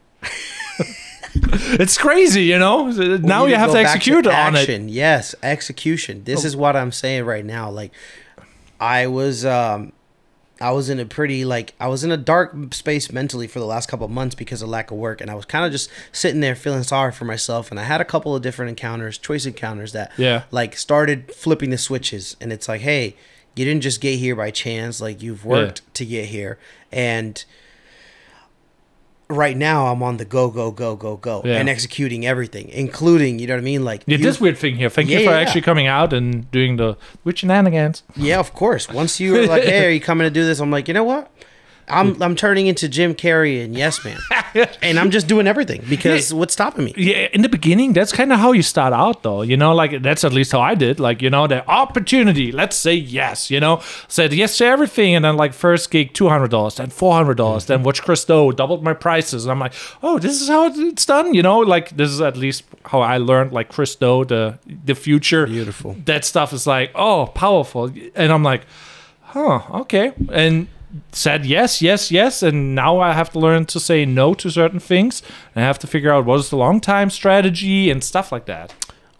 That what you just said is actually, I feel like, the most important. I think another good tip that I missed for beginners is for sure determining your long-term goal or your long-term strategy and like really like nailing that down. Yeah. You know, like you said at the beginning, I also took anything and everything that came my way. If it made money, I'm doing it. You know, I used to do a lot more photography. I haven't in a while, but it's still in my back pocket of something I enjoy doing. Yeah. But I did so many things that, like, unfortunately, like I'm really good at so many things, but I'm not like amazing or niched into any one thing. I used to think like niching in something, you're limiting yourself, right? Like that may be true. But if you niche in something and become amazing at it, then you become that go-to, and nobody wants to do anything else except for the master of said thing. So you now are a hot commodity if you niche in something and become amazing at just that one thing. You want to do wedding films? Like, I heard of somebody who literally got let go as a wedding photographer or videographer because they were posting things that weren't wedding on their socials. What? And the bride was like, I see that you don't like just focus on weddings. I need Isn't that crazy? They literally were like, I want a refund for my deposit back. I want to find someone else. People are the worst. Like if you get a Karen as a client, oh gosh. Well, I mean, they might have saved themselves, you know, they might have dodged a bullet there. I agree. Yeah. But ultimately, it just goes to show that people do indeed pay attention and they want an expert in whatever thing they're hiring you for. And so you got to demonstrate that if you want to just stick it to the man. You know what I mean? If you want to make it in that section, and do that. So identify, I feel like, what you want to do in this career, in this job, you know what I mean? Like at first, you might have to take everything, but like start honing in or shooting more in a direction. I love music videos. You asked about that earlier. We left at the 80% for corporate. Yeah. I'd say another 15% is music videos. And they're just not a lot of money in them. I do them because I really love them. I enjoy them. They allow me to be creative. It's a creative outlet. Sometimes I meet some really cool people, especially when you get to charge your worth and they pay it because they know that, you know, you're going to be the one to create this vision for them. Yeah, there's definitely like a difference in between like, hey, let's meet at a parking garage and then at a gas station and third location, and that's my music video now, versus like, hey, now we're doing like a creative concept, colors are planned, everything, set design, everything, you know, and there's like really art to it. And I really dig like when you get like the creative music videos. What is it, Lemonade? Lyrical Lemonade. Yeah, I love their stuff because like sometimes you get some really banger music videos, you know, and I'm not really big into that music scene. I'm more like rock, alternative, whatever, but I love to watch the creative music videos because like in hip hop there's some banger music videos. Some creative, I mean, that's the thing. It's like you got to set yourself apart.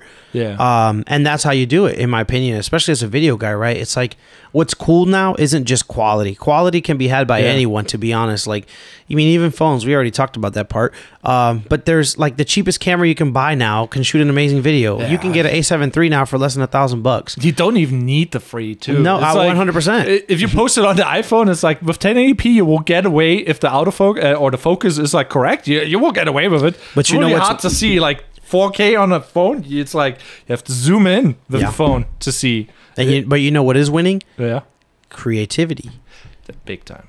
That is like the hardest thing though. How do you get, you know, like when I see music videos and it's like usually cool concepts executed really well, and I'm like, how did they came up with the concepts? And it's like brainstorming exercise. I don't even know. That is the hardest part. Yeah, because a lot of times I find myself being like, I'm not creative enough. Yeah. I'm not cool enough. Like, how did they come up with such a concept? I don't have that concept in my mind. I think it probably comes from a limitation of like what you perceive to be a budgetary or a locational constraint. You know what I mean? You only know what you know, right? So if you only know what Tampa has, for example, you don't know what St. Pete has, you don't really spend much time here. There's probably some really crazy places you could shoot here. Yeah, so where are you from? Are you St. Pete or are you Tampa? No, so I was actually born in Puerto Rico and I moved to Brandon, actually, near Tampa, when I was 11 years old. And I've lived there pretty much my whole life except a brief stint in Knoxville. Yeah. But now Tampa or? Well, now I'm actually technically back in Brandon. Okay. So obviously I'm in Tampa, literally in a skip and a hop. I'm like right off of I-4 and 75. So very close, and I am definitely working mostly in Tampa. But now with the network, right, and the amount of people that you work with that are everywhere, like Motion State Media is in Clearwater, like right before you get on the bridge to the beaches. Yeah. So a lot of his clients are in Clearwater. So I'm actually now very, very familiar with Clearwater and its surrounding areas because of the fact that most of his clients are out in Clearwater. Yeah. So that has kind of opened my eyes to more locations and more things and more places to shoot at. And that's the whole thing about, you know, you can location scout by just getting out. My friend was biking and found this crazy blue court and just decided to just stop in at this hotel and was like, hey, can I shoot at this thing? And they were like, yeah. So then he ended up doing a whole video shoot at this like cool tennis court. I wanted to talk about that. So first off, you mentioned a couple things about movies, and you're going to a film festival, and you're doing this and that. And I think on your story, you posted something about a film that you maybe posted or submitted. Yeah. Can you explain a little bit more? Sure. So that we at least get that part absolutely out of the way. It would be sad if we didn't talk about it. I'm glad you brought it up. So I've been doing commercial work for a good while now. Actually, my entire career, just about. Yeah. Recently, I would say last year, I got contacted by Ryan Watson, who is a professor of USF film department. Yeah. Or film class. And he wanted to hire me to DP his short film that he was working on for a couple of days. And so I was like, I've never actually shot a film, but I find it to be very interesting. So I was like, you know what? Let's do it. So we ended up shooting, and I met this huge crew. I mean, huge crew. This crew, I mean, mind you, but for film standards, it's probably tiny. But for me, right, in a commercial set, we usually have, I don't know, 4, maybe 5 people. There was probably like 20 some odd people running around at any given time on this film set. Which is way different than YouTube. Huge. Yeah. So I met all these people and made these connections with new guys who were like, hey, I've never heard of you. I was like, yeah, I've never heard of you. So like, let's connect. Yeah. So fast forward, and then I recently got invited by some members of said crew to shoot a 48-hour film. Ooh, the 48-hour film festival. Okay. That's it. And I had no idea what I was getting myself into. It was horrible for like the first 4 hours because I'm falling asleep, and I'm like, you're kidding me. We're starting to shoot at 9 p.m. Yeah. So we shot from 9 p.m. to like 10:30 in the morning. And it was like god awful for the first couple hours until finally my body's like, okay, I guess we're not going to sleep. And I powered through, and it ended up being really fun. Yeah. And not only that, we ended up submitting it to several film festivals, and it continues to get in. So it got into the Gasparilla Film Festival, and we were just there this weekend. And then next up in April is Sunscreen. So that's a one. This is a big one too. Yeah, here and that one's here in St. Pete. Right. So our film got into Sunscreen also. So I'll be going to Sunscreen and hopefully making some more connections, networking some more, kind of like what happened at Gasparilla. So it was cool because I don't do or haven't done film. This is like my first foray into filmmaking.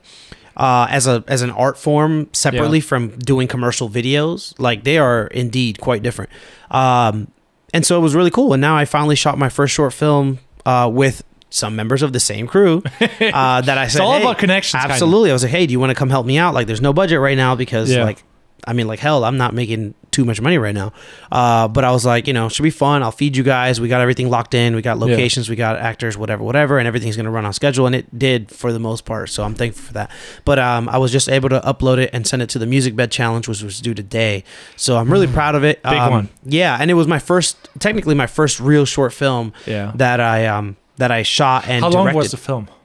I think it ended up being almost 6 minutes. 6 minutes? Yeah. I did once a short film too with a fitness trainer. He wrote the script, and oh boy, it took me 2 months, I think we did it, and we tried to win a competition and win $5,000. We did not win because, like, apparently if a fitness trainer is writing a script what he thinks is good, and I'm like overwatching it, and I'm just like, okay, I do the video aspect, you write the script, you know? It's like reality hits after you film that thing and edit it, and you're just like, is it actually that good? And it's just like, ooh.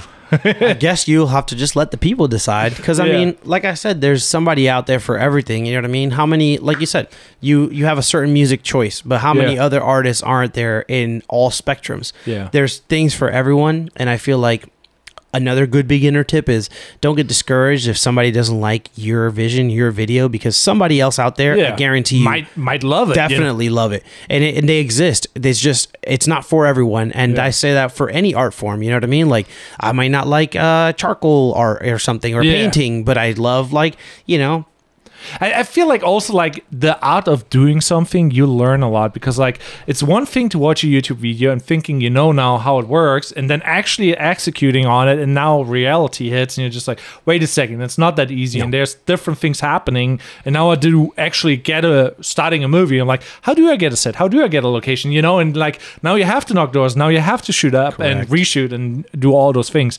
There's so many lessons that you have to learn. It's a big thing. That's why I'm glad I was on sets first. Yeah. You know what I mean? With other people that actually do film. Yeah. Because I got to watch and see like how different it is than how a commercial set runs, including going to the same location like 50 times. That like, I almost swore film off because I'm like, there's no way. Like, I don't want to. It's like the one thing I love about what I do is that, I mean, there's many things, but the main thing is that I don't have an office. I don't have to go to the same place and do the same thing every day. Like, where are you at now? What is adding space of choice? Well, I do have an office literally, but I mean, in the sense of shooting, right? Like I was just shooting in Jamaica like last month. The month before that, we were like in New York. So like my landscape changes often thanks to what I do, and I really love traveling. You know, I've been to like so many states because of filming. I met this couple on a work trip when I still had my 9 to 5. They found out I did video, and they're like, "Hey man, like, do you want to come to our wedding?" And I was like, "Yeah, cool." And then they see that I do video. They're like, "Hey, do you want to shoot a video of our wedding, and we'll pay for your guys' flights and let you stay in the room for free?" And I was like, "Holy shit, yes, win-win, absolutely." So then I got to technically travel to like Chicago, and they were getting married in Michigan. Off of the fact that I do video. So there's been a lot of different things that I've been able to just say, hey, I'm going. One of my friends got married in Puerto Rico, and I got to go back home to like see family because she was paying me to go do her wedding. And I'm like, that's the good stuff, you know, where I'm like, that's what I love about videography. I don't know what your long-term version is, because like some people, they want to be on big sets, they want to do the big Hollywood movies, and for me it's like I kind of want to do like the big YouTube channel. So you don't, you know, the editing for YouTube versus like editing for a movie set is completely different. You know, you can be one person filming like different little things, you know, and you don't need other people, and you can do everything yourself. And the other thing is like you just being a part of a bigger, you know, of a bigger machine, what is completely different. So what is your long-term vision on that? Man, I've always had this question, and I always loved it because it made me really stop for a second and think about things. So people would ask me like, what's my long-term goal? You asked me 2 years ago, I would always answer, I want to shoot a music video for Drake. I still do to a great degree. Wouldn't be bad. Right. At that point, it's like, all right, I hang my hat up now, I made it. But in theory, right, I think what I actually want is, I'm starting to realize I love traveling. I love making videos. I want to marry those two things together. I have an Iceland video actually queued up to go on YouTube, hopefully this following week. Everybody needs to go to Iceland. Everybody, if you shoot videos and photos, you need to go to Iceland, just not when I went, which was March, and it was awful. The winds gust at like, I don't know, 40, 50 miles an hour. It was blowing over my tripod. Got to get the DAT cat and everything, and you know, like weights and It was tough, but it was beautiful. I will not take anything away from it. It was beautiful. It was tough walking on ice. It's tough being cold. It's tough like literally walking in a blizzard for 2 miles, getting to that down plane. That was nuts. Lots of stories there, but point is that I love seeing the world. I actually got into video to a great degree because I wanted to show other people the world. I have a lot of friends that haven't left Tampa. Like literally haven't even like come to Orlando. Not that there's anything crazy there, but like, you know, your worldview is so limited if you only experience your little bubble. Yeah, it's also like cultures that you meet. Like if you're in a different country, for example, like people are different in Italy, people are different in Germany or Spain or whatever. You know, wherever you go, it's changing your mind. It's like it is mind game changing. You need perspective. I agree. And I think, you know, if you think everybody, and I think most people do until they realize everybody doesn't. But if you think everybody lives like you know what I mean, thinks like you, then you're kind of lost because like they don't. No, you're like literally go up 2 hours and people live and think differently. Go up another, 8 hours and you're in Georgia and now the lifestyle is completely different. You know what I mean? What they consider normal. Like absolutely. It's different than in the cities. So I'm like, what they consider to be normal, you know what I mean? It's like, oh yeah, we're driving to Walmart. I was like, oh, okay, cool. I was like, how long? How come it's been 40 minutes? I'm like, and it's different no matter where you go. Japan has a way different lifestyle, like what they eat, how they sleep, taking off your shoes before you go into houses or anything. And everything. Absolute politeness. Like there's just so many things that you can learn from other cultures, and just humility and just being thankful for what you have. There's a lot of places I've visited where I'm like, man, some people are living in like abject poverty and they're happy as can be. Yeah. You know, and there's people here like literally swimming in their dollars, like crying themselves to sleep. So perspective is important, and I think what I wanted to do with video was bring that to the masses. I wanted to literally document the places that I visit so that other people can visit through the lens. In essence, is really the goal for me. Have you ever done like vlogs? Because that is like one of the things where I'm like, oh, vlogging, that kind of got me inspired. Casey Neistat, whatever, you know, and then I'm like, have you ever done some or plan on doing some? Because it's not the hottest topic right now, but it's like, I think like it's one of the biggest exercises that where I learned like, okay, trying to do a daily vlog, daily filming, you know, it's like, it's a completely different routine for editing and everything, if that makes sense. I mean, I could say to in small part, I vlog every single day through my Instagram stories. True. I tend to tell everybody what I'm doing just about daily. Yeah, it's a new medium too. Like I did not even thought about that. Like it's practice. That's my practice there of being on camera and front facing. I'm not comfortable on camera, especially these days. I'm currently working on I am always back in the gym. I'm currently getting my diet in check. That's my biggest problem. And I don't like how I look. So I'm like, that's my biggest problem too. I'm like, I eat like one pizza is no problem, and I eat the whole thing. Yeah, the box. Yeah, 100%. Yeah, and if my wife still has some pizza left, I gotta eat that too.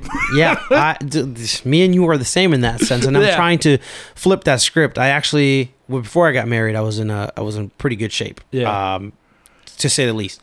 And then, of course, over time, that has changed. And now I'm like, well, I don't like to take pictures. I don't like to be in cameras. I don't like to be in videos. Got to do it anyways. It doesn't really matter. It's like, it doesn't. It's all right here. Yeah. It's like, that's one of the things where I'm like, okay, got to just go out there, got to do it. And like, we all come up with our excuses. And it's just like, you know, in this time and moment, we are what we are. And it's like, we should embrace it and then just make the best out of it. It's like, that's the goal. So yes, going to the vlog question, that is my goal because, right, in the age of trying to marry travel and money, vlogging about places that you're going is interesting to people. A lot of people love seeing the cinematic travel video. That's nice and stuff. But like when you can really tell them a story of some crazy thing that happened and get people engaged in something, you're going to get like natural following because people are like, oh my gosh, like I wonder what Rob's going to post next about whatever happened. I almost died in Iceland. I never really told the story. Oh yeah, that one was crazy. I never really actually told the story. You know, but my friend's like, dude, you got to get on camera and talk about it. I have some pictures. I went with a buddy and there was this huge, we went to this place called Diamond Beach. And it's basically it was beautiful. Yeah. Black sand, chunks of like crystal clear ice just laid all across the beach. That's probably why diamonds. I got you. Yeah, it's based on, it's beautiful. I was picking up ice and it's like pristine. But then right close to the water was this gigantic iceberg, probably the size of, I don't know, a Suburban. And for some reason I was drawn to it. And like, I'm watching the waves and the waves are coming and going and people are like backing up when the waves come and they were pretty light. Yeah. Anyway, I was like, hey, cool. I see the waves. They're not coming that crazy. I tell my friend, hey, you mind taking me a picture? I'm going to jump on this iceberg and get a picture. So I hop on this iceberg and he takes one picture and then he goes to switch cameras and he looks up and he's like, oh shit. So he turns around and starts running and I see everyone on the entire beach just running. Why? But in my head, I'm like, oh, the waves is coming in. They don't want to get wet. But I'm thinking like the waves that I've been seeing. Yeah. No, this happened to be a sneaker wave, which knocked me clean off this iceberg. Oof, okay. And now I'm literally up to my neck with my Canon R5 hanging over my hand right now, getting like tossed around in like freezing water. Did it survive? And how did you survive? Oh, I'm by the sheer will of some higher power that is beyond my understanding because literally all I can think about was I thought about my wife and kids and I'm like, wow, this is how I'm going. Like, this is nuts. This is it. It's not warm water. It's not Florida. And I don't even, it's the temperature of the water wasn't even the thing. It was just the sheer strength of this thing. Like literally it felt like a sledgehammer just hit me and knocked me clean off. And now I'm literally like in the heaviest clothes getting dragged around because I'm in like layers of jackets. I'm in a North Face suit. I'm in boots. It's not easy swimming either. I'm just literally floating in this wave. And I remember looking at my friend's face and he's turned around running. His face is like he's seen a dead person, like horrified. And all I could think about was how I'm like, this is my way I'm going. Like, this is ridiculous. And all of a sudden, dude, my boots get stuck in the sand. The wave pulls back and I'm stuck. So it doesn't pull me in. Yeah. And I'm able to unstick myself. And I just ran like literally the fastest I probably have in my entire life down the beach. Then he took another picture of me like soaking wet, like down to my thing. And I'm smiling because I'm like nervous. I'm on adrenaline. Nearly dead.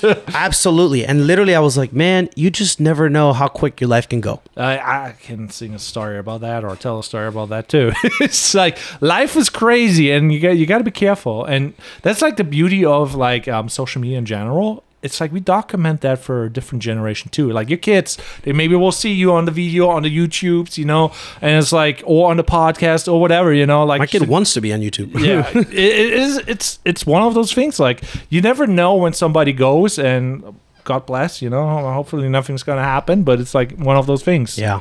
No, that was a crazy situation that happened to me, and like later on, we actually drove down to another part of the same coast, and there was literally a sign that was like, "Do not go near the water," and it had a picture of like a Chinese national that got swallowed by a wave before they died. Like somebody snapped it and they got drug in and died. I was like, that literally could have been me right there, not paying any attention. So I learned a valuable lesson that day, and of course now I'm a lot more careful when I travel about things that I'm not 100% familiar with. Yeah, let's talk about traveling. So where did you have been, where you want to go? What are the big go-tos and have been go-tos?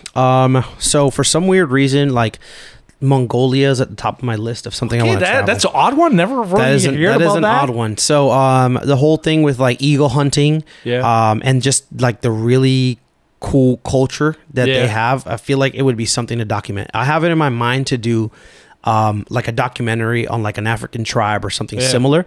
So it's in that same vein of just documenting people that do not live like the rest of society. So I really want to do that. And eventually I think we'll just become a self-funded thing and then potentially find funding for it after the fact. There's so many ways like to monetize. Like if you really get into like, you know, there's sponsorships, like ads and like so many ways. You got to develop something like a proof of concept, if you will, to do some pitches. But I think it could absolutely, if you do a compelling story on something maybe not that crazy, you can really use that to sell yourself on something a lot more compelling. But yeah, that's on my list. So where have I been? I mean, my Lord, my wife's Guatemalan, so I've been there a good couple of times. Through that, we've gone to Costa Rica, Jamaica. I've been to, obviously I'm from Puerto Rico, so I've been there a good few times. Just about, I'd say like 80% of the United States I've visited, mostly through video. That's a powerful thing. It's huge. I love that. Yeah. Huge. I've been to was able to go and film for like in Seattle. I went to the northwesternmost point of the U.S. It's beautiful there, just like cliffs overlooking the ocean. Yeah. You can see Canada from that corner. So that was super cool. As far as the other side of the world, so I'm missing a good chunk of the middle of the planet. Yeah. So There's so much to see. Oh, like a ton. Yeah. I haven't been to a ton of South America. It's kind of rough there, I hear. But I mean, like, America's rough too. So I was going to say, if you ask them, they'll tell you the same thing about USA. No, it's like you go here in the wrong hood. It's like, what's poppin', G? Yeah. You don't want to run yourself into that. So on the other side has been pretty much Japan. That was probably my favorite destination. I mean, Iceland was wonderful, but it was freezing cold. Japan has always been a dream since I was a little kid. So it kind of like was like a big like bucket list item checked off. And I swore to myself I was going to go every year, and literally the very next year COVID happened. And I was like, all right. So, all right, we don't do anything. So Mongolia's on my list. I want to go to Thailand. That's a big one too. It's very affordable. Everybody's doing like being in a villa, super cheap, vlogging. I don't know why too. Singapore has a very cool like looking downtown. And I would love to visit Singapore as well. Hong Kong's on my list. A lot of Asia for some crazy reason. Like I'm definitely attracted to that side of culture. And the funny thing is, I'm not into a ton of stuff. I went to Japan and they have at bars horse sashimi. And I was like, I'm not going to eat sliced raw horse. Like it just doesn't appeal to me. I'm kind of a big eater. Yeah, absolutely. I actually am. I haven't I don't eat like frog legs or like rabbit or like anything that's not like. And I know I hear it all the time. I'm missing out. I'm allergic to shellfish, so I don't eat any of that either. So it's pretty much like beef, chicken, pork for the most part. Yeah, fair enough. Traveling is one of those big things. I'm like, so where can people find you? Before we forget. Let's not forget that. Yeah. So I am at Animus Visual, ANIM as in Mary US Visual, pretty much on any and every social media. I'm not extremely active on Twitter. I am getting better about TikTok now. Yeah. So the best place to find me is definitely going to be Instagram. Shoot me a message. I am very accessible. Yeah. A lot of people know, like, I wish I had a mentor when I first started. And I attempted to. I tried to hit a lot of people up and offer, like, hey, I'll come out, I'll do this, I'll do that, I'll do this, I'll buy you lunch, whatever. Didn't really work out for me at the time, but I still did and got to where I am without it.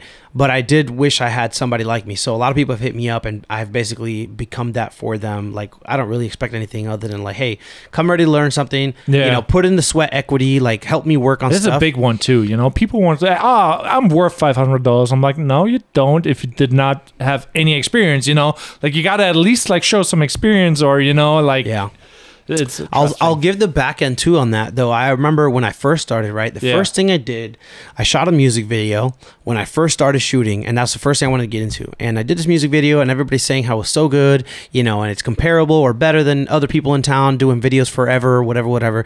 And then that finishes. One of the guys from the music video hits me up and was like, hey, like, you know, do you want to shoot another music video? Like, how much are you charging? And I'm telling him, basically, I'm like, oh, $300 at that time.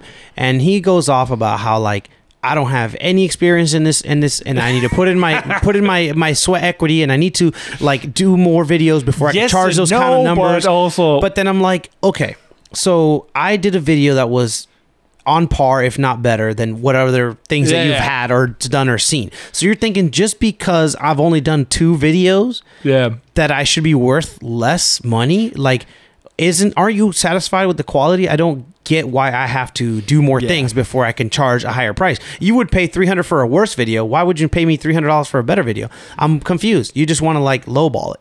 So it was funny. We just had this funny back and forth on social media where we haven't talked in a while, but we're all good now. It was just like a funny learning experience at the time where I was like, man, it's interesting the way people think about, like, experience. Experience is great because, my God, you need it. I've had people on my sets that something happens and they're freaking out. Like, they didn't know what happened. You the client, kind of, you know when what this I mean? Thing died, you know what I mean? It's like, oh, well, what happened? La, la, la. I was like, your experience tells you exactly what you need to do. Just boom, boom, boom, boom, and you move on. But yeah, you start freaking out and, like, causing a thing. Yes, the client's going to get nervous and think now the whole thing is, like, not going according to plan, or things are going wrong. So, like, the experience will help you, like, keep a cool, calm, collected demeanor. Not only that, but also figure out what your alternatives are if something bad happens. And, you know, you're only going to get that experience by actually having it happen to you and maybe not having the experience at the time. You got to fail. Like, there's, like, so many things, like, you learn only for failing because, like, you cannot prepare otherwise, you know? Like, I had podcasts, for example, where I did not have a backup audio recording or backup video recording. So now everything is double back up, and I'm like, okay, whatever happens, I'm fine, you know? But it's also like, if you'd never had that experience and now it's a really important time, and, you know, and you're promising stuff and now you have to deliver, and then now, well, you didn't learn, you know? Like, it's sometimes really good to just fail because then you know, like, how I love that time, you know, when you're like, okay, I have, like, for example, I was sending out the Etsy order and I fucked something up. Like, now I paid and I learned, and I'm like, God damn, let's go. Yeah. Because you should celebrate failing because now you have that experience. And some people are like, you know, demotivated, like, oh, I fucked this one up, you know, but you would not have known, you know? Yeah. What is very powerful. What do they say in the influencer spheres? Fail your way to success. I cannot stress that enough. Like, it is absolutely a true story. I think sometimes we as humans are so afraid of, again, failure, rejection, that we avoid pushing the envelope on what is possible. Well, we avoid pushing that comfort zone into what we could be beyond what we are. Yeah. You know what I mean? Like, what else could you do if you weren't afraid of failing? Having to ask you that question, they're like, you know, what would you do if you knew you couldn't fail? Yeah. There's one of those sayings where it's like you need to go bankrupt at least 7 times before you become a millionaire. You know, it's like, okay, people are scared before, like, going bankrupt once, you know, or like starting your business or making an LLC. Then the plan, like, I make my LLC and maybe in a year or so, and I gotta learn this and gotta learn that, instead of, like, just doing it, fucking it up, and then doing it right. You know, like, sweat equity, like you said. Yeah, I tell people you're gonna fail, and you're gonna have to be okay with that. Yeah, it's gonna happen. Like nobody just willy-nilly wakes up, starts working on something, and then becomes a millionaire, without having failed themselves a couple of times, or other people losing some money, losing some sleep. Yeah, like it could be stressful, man. But I think that really is what takes you to that next level, because like you said, once you learn once, hopefully, right, you're probably not making that mistake again. Yeah, also, like, the other thing is, like, for example, if you get lucky by accident, it's the worst thing that could happen because you cannot replicate it. And then it's like, so, for example, if you don't really know SEO and you're just like, I don't know how to place a video on the first page for YouTube, for example, and you don't know how to do that, then it's really hard to replicate. What is, like, for example, where I'm like, oh, I learned how to do that, now I can do it all the time. And if you learned that, then you're fine. But if you get accidentally viral, you don't know how to replicate it, and now you're screwed. Sure. So that's one of those things where I'm just like, oh. Or like, let's say if you can use it for anything and everything. Like there's like so many ways where you're like, oh, you get accidentally lucky. How did you get that client? Yeah. Oh no, he came to you. Well, now you're screwed because you cannot get another one. Yeah. And it's weird. Yeah, when we talk about, like you mentioned, having like your one client that keeps you afloat. And, I had a big experience with that. I had many clients, but definitely this one was the largest. So a good portion of my income relied on them. And then, I always told myself, get more bigger clients before something happens with this one, because you're eating good now, but this doesn't necessarily, it's not guaranteed to last forever. So I got it while the getting was good, but I always said I had to find somebody else, and then I got comfortable, and sure enough, like the well ran dry on doing big productions, and so I haven't been able to work for them for like a year. So I've relied and depended more on other people feeding me work, and of course building that network out, because the more I show value to other people, the more that value kind of comes in return. But it definitely, I'm feeling it this year. I'm definitely feeling it this year. Also, there's nothing wrong with it, because on the one side, people are saying like, put all eggs in one don't put all eggs in one basket. But if you do that, you learn the most. Like let's say you jump only client work, you will be 10 times better than somebody who's doing like 5 things on the side. And that's where I'm like, okay, but you're doing now the YouTube thing too, where you're like, oh, now I have to focus more on sponsors. Get sponsor deals, flip some gear, whatever, and then you have both things going. You know what I mean? And that's like so funny. Yeah, exactly that. I'm like, hey, if I'm not going to use this, or I'm not going to keep this, we'll go ahead and run the flip real quick so I can make some money off doing this. Yeah. Because it is, man, it's a lot of work. Yeah. And I don't use a teleprompter, which I think would help me. I keep saying I'm going to test it. Whether I don't think it needs to be scripted, but I think like bullet points of what we need to talk about might be good, so I don't scatterbrain and run off and talk about everything at once and then have to go through my video. That's the hardest part, is like I talk for an hour and then I got to figure out, oh, did I say this already? Or like, oh, should I be talking about this here? And now I'm like changing where in the video I'm doing things, where it's like, I feel like if I had an outline of like my general thoughts and ideas and the order that the video should kind of like follow, and maybe template that for all my videos to become this structured, then it would probably go a lot easier for me. So once again, yet another tip for not only beginners, but for anybody: build yourself some structure so that you're not just aimlessly doing whatever. Yeah. And that hurts me, because like I said, I'll talk for 40 minutes and then I have to do the B-roll, and then I have to do this other thing. It's easy. Like if you edit, it's like, I'm a rambler too, so that's where I'm like struggling when I do YouTube. I do the same thing. Talk for 40 minutes, then try to the rambling, cut it down, take out the ams and ers, and like cut into the sections that are fitting and good, and then it's like, now let's build a video with that. But you have to watch all the rambling, and you have to watch all to find the one section that is good. And if you have a teleprompter, it helps, but then you're like sitting there and like versus like, now I'm energized and I'm talking freely. But I think bullet points might be the middle ground. You know what I mean? It's that's what works for me. It's this, it's topic, is that topic, and you don't even have to have a teleprompter, but I have a problem with looking at the lens. I don't like it. It's not easy. And that's why I always feel for people when I got to go shoot.